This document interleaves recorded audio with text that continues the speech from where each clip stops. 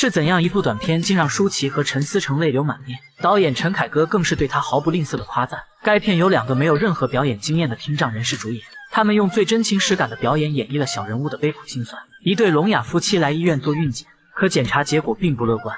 您是他母亲吗？不是，我是他朋友。你跟我说，我可以听到你检检。医生担心孩子会唇腭突变，遗传夫妻俩也成为一个聋哑患者，建议他们考虑一下是否要这个孩子。妻子害怕将来孩子和他一样，因为身体的缺陷遭到外人的排挤和嘲笑。可一旁的丈夫却把这个消息发到了朋友圈，妻子责怪他怎么这么着急就告诉别人。丈夫难掩要当爸爸的喜悦，他让妻子看自己的手机，上面全是大家对他们的祝福。丈夫安慰妻子不要太担心，或许孩子会遗传他的基因，因为丈夫是后天发生意外才听不见的。妻子说万一孩子遗传我可怎么办？丈夫说不管孩子什么样都是我们的宝宝，我都会加倍爱护你们的。听了丈夫的话，妻子放下了心中的顾虑，他们决定把这个孩子生下来。转眼木木已经6岁了，妈妈在红姐的理发店工作。这是你家孩子啊？几岁了？面对客人的提问，木木始终不愿开口说话。看来这孩子也是个小哑巴，真可惜，长得多可爱呀！可恶，孩子可以听到你说话了。红姐对木木一家十分照顾。这天是红姐儿子的生日，她买了蛋糕邀请木木一家晚上一起吃饭。可等到晚上10点，儿子也没回来。红姐的儿子是个正常人，他给红姐发来信息：我跟朋友在唱歌，别等我了。红姐虽然失落，但还是给儿子发去祝福。她强颜欢笑来到屋内，打开蛋糕。木木的妈妈急忙上前拦住红姐，她用手语比划等亮亮回来一起吃，可红姐却用手语拒绝，因为儿子今天不回来了，况且木木也已经饿了。木木看出了红姐不开心，便起身走到她身边，摸了摸她的头表示安慰。红姐看着乖巧的木木，鼓励她：长大唱歌一定很好。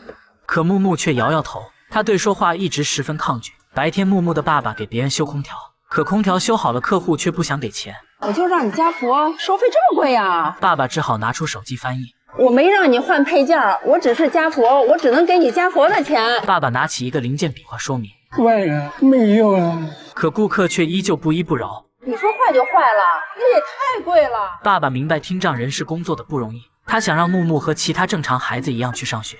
可木木在幼儿园面试却一句话也不说。面对老师提出的问题，他也只是用写字的方式回答。老师建议夫妻俩把木木送到特殊学校去学习。回到家，爸爸第一次对女儿发起脾气，他不想让木木长大后和自己一样，于是拿来学习机强迫他跟着学说话。可他刚打开，木木就把学习机关上。父女俩互不相让地开关着学习机。见女儿有如此强烈的逆反情绪，妈妈生气地把学习机关上。她认为让木木说话不是着急就能解决的。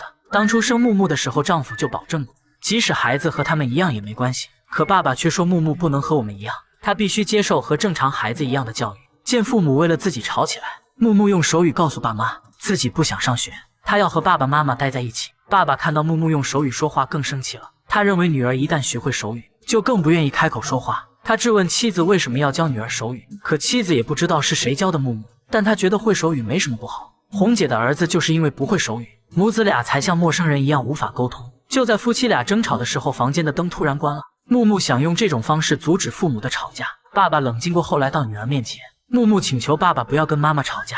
他说手语是自己偷偷学的，不是妈妈教的。他讨厌声音，只想和爸爸妈妈永远在一起。然而爸爸却问了他一个残酷的问题。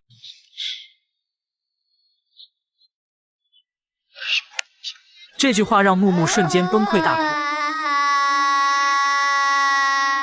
可不管父母怎么劝，木木仍不愿开口说话。无奈父母找来红姐开导他。红姐告诉他，即便学会说话，也可以和爸爸妈妈在一起。可木木的一番话却让红姐愣住了。她说红姐的儿子会说话，但她却不和红姐玩。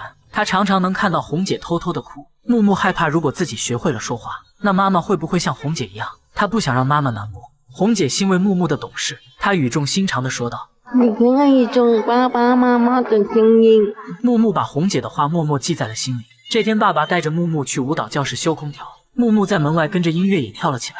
爸爸看到女儿跳舞也开心地笑了。可就在他准备离开时，舞蹈教室的学生却把他团团围住。原来他们中有一个人的手机不见了，于是怀疑是木木爸爸偷的。爸爸急忙拿出手机给他们翻译解释，可没人愿意听，说着就要强行搜他的身。看到爸爸被欺负，木木奋力推开门想要阻止，可弱小的他根本帮不上忙。他哭着在房间里四处寻找，终于在一个缝隙后发现了不小心掉落的手机。此时爸爸被几个人正摁在墙上。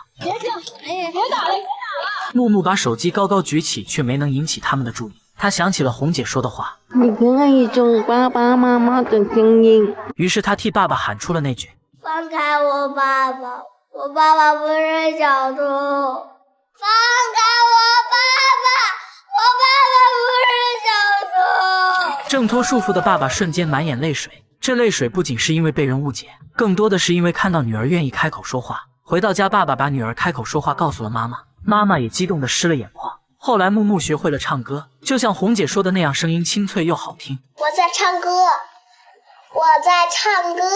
他也没有因为开口说话和父母疏远，反而成了他们的耳朵和嘴巴，替他们聆听这个世界，为他们发声。靠近一点，我再靠近一点。